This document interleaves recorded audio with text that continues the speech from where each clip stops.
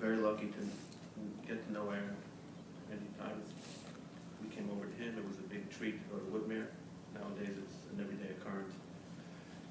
This morning when I told somebody about Aaron, the words that came out of their mouth was, Aaron, what a prince. That was the word they said. I don't know how to describe it differently. Aaron was a great father, grandfather, most of all, he was a great husband to his wife Lily, who, again, I got to know, spent time there, sometimes in Florida, in Woodmere, in Cedarhurst.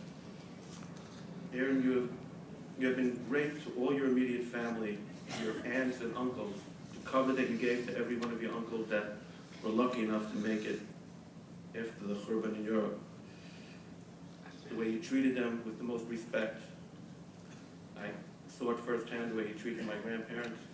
Well, and Baruch Hashem, my grandmother is still alive, but my grandfather, you, for some reason, the Rabbanu Shalom allowed it, that you happened to have been in that day, the day that my grandfather passed away, and you were there to pick up, together with the Chevra Kadisha, to take my grandfather on the way to the airport to Eretz Yisrael.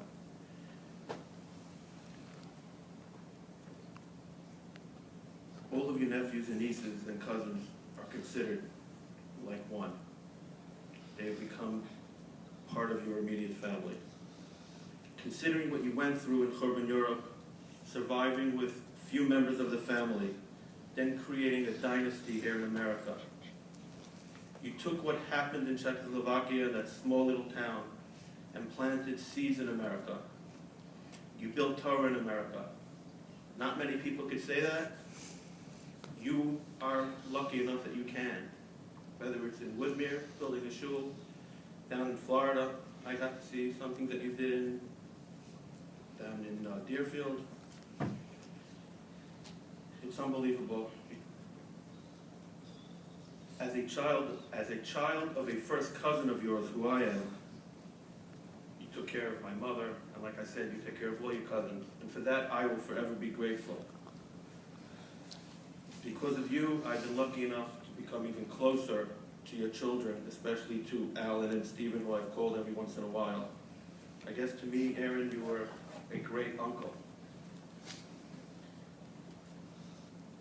I always got to hear Aaron talk about his children and grandchildren. I went to this simcha, to this bar mitzvah I went, and he always made it his business to go.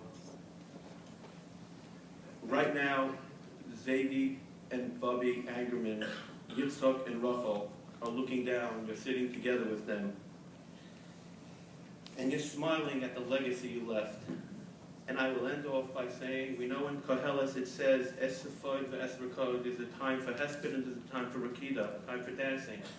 How do you explain that? It's complete opposites, as the rest of that pasuk is. The simple answer is that there is Hesped today for this great person, Aaron, and we are coming up to Kabbalah Satorah, Shavuos, when people are dancing that we receive the Torah from Har Sinai and from the Rabbanu Shalom. But I heard another shot, and I think it's so relevant to today's Levaya, to Aaron. Unfortunately, there's Hesped down here, there's eulogy down here, but up in Shemayim, up in heaven, the Malachim and the angels are dancing with you. This pure soul that you've turned into a family and a dynasty. You were great. So Baruch Hashem, up in Shemayim, they are dancing and singing with these Malachim. And that is a true Rakida. They are looking down on what they did. You are together with your grandparents, your parents, and all your brothers and sisters. And as we go into Shavuos and we think about it, and I know that Shavuos, one of the days of Shavuos is actually the yard site for, I'm sorry, I'm not sure which one of our grandparents, but it's one of the grandparents, it's either Yitzchak or Rachel, that I know my grandfather took that day. And the Shiva will end the day before Shavuos, and hopefully soon we'll all be in Eretz Yisrael together, and we'll all be together, and we'll dance together. And here will be Amen.